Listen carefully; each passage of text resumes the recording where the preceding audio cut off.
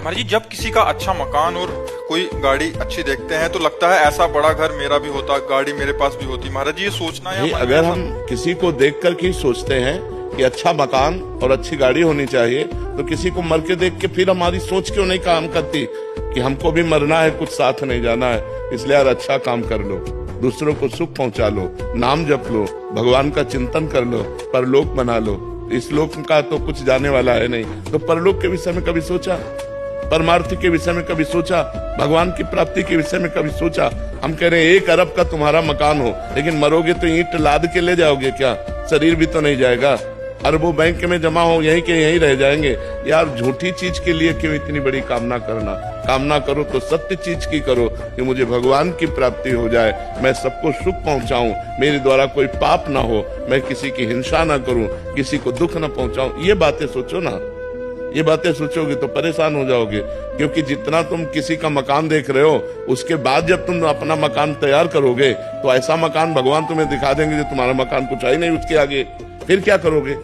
फिर और बनाओ, बनाते बनाते मर जाओगे, कुछ होगा नहीं। अब कितनी आयु रह गई, अपने को क्या पता अगला मिनट हमारा है कि नहीं? हमें क्या गारंटी?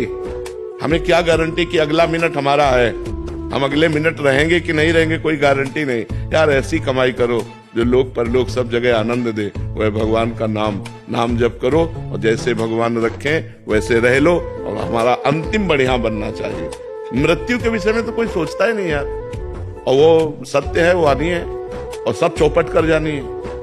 हमारा मित्र, हमारी पत्नी, हमारा पुत्र, हमारा परिवार, हमारा घर, हमारा बैंक बैलेंस सब यही रह जाएगा। यार जब अकेले जाना है, दुनिया में लाखों का मेला जुड़ा, हंसा जब जब उड़ा तो अकेला उड़ा। यार उस समय की बात सोचो। ये क्यों? वो समय आने वाला है। अब कब आने वाला है अपने को पता नहीं। 20 साल, 10 साल, 10 मिनट, 10 सेकंड, कोई पता नहीं।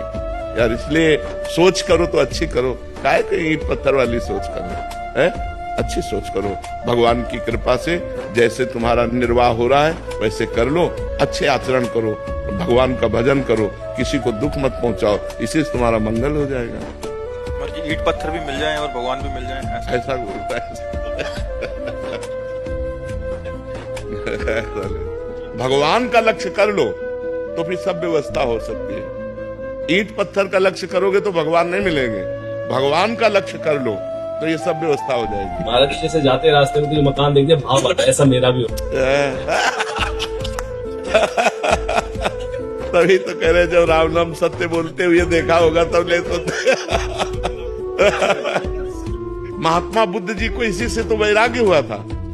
जब अंतिम शव यात्रा को देखा, बोले सबकी होती है, तब बोले अब मैं सत्य को प्राप्त करूंगा। और उन्होंने नियम लिया कि जब तक ब्रह्म बोध नहीं हो जाएगा तब तक मैं उठूंगा नहीं। वैराग्य लेकर के तो जो बोध वृक्ष है उसी के नीचे उनको बोध प्राप्त हुआ, ब्रह्म बोध प्राप्त। इसीलिए वो ब्रह्म के मार्ग में चले। पहले देखा एक बहुत जर्जर बूढ़ा आदमी, तो उनका ये क्या है? बोले मनुष्य है। बोले ऐसा भी मनुष्य होता है? बोले हर एक मनुष्य ऐसा होता है। वो वृद्धावस्था है, वृद्धावस्था में सबकी जर्जर अवस्था, मेरी भी होगी। बोले हाँ।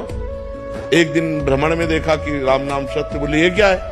बोले मुर्दा है। बोले ये मुर्दा क्या होता है? बोले हर आदमी मरता है। बोले हम भी मरेंगे? बोले हाँ। तो फिर राजपाट, पत्नी, पुत्र, परिवार ये किस काम आएगा जब मर जाएंगे? इसीलिए वो वैराग्य ले लिया, घर से भाग पड़े, फिर ब्रह्मबोध प्राप्त किया। वो तो भगवान के अवतार कहे गए। तो हम सबको चाहिए कि जैसी परिस्थिति भगवान दिए हैं उसमें हम राजी हो जाएं, और हम चाह करें उत्तम की, जो शरीर छूटने के बाद हमारे काम में आवे। क्योंकि हमारी यात्रा केवल एक शरीर तक तो है नहीं, पता नहीं 84 लाख योनियों में किस किस योनियों में जाना पड़े। तो हम चाह करें भगवान की, पूर्ति सब हो जाएगी। तो चाह ऊंची करो, चाह भगवान से मिलन की करो, तो ये माया अपने आप मिल जाएगी। माया को सब कोई भजे, माधव भजे न कोई। जो एक बार माधव भजे तो माया चेरी होए, माया दासी हो जाती है। हम कृष्ण कृष्ण कह के कृष्ण के लिए चले तो माया पीछे बाधा के रूप में पड़ जाती है। लो रुपया, लो भोग सामग्री लो। और जब हम माया के लिए दौड़ते हैं तो पकड़ में नहीं आती है। इसलिए हम कृष्ण के पीछे दौड़े तो माया हमारे पीछे अपने आप लग जाती है।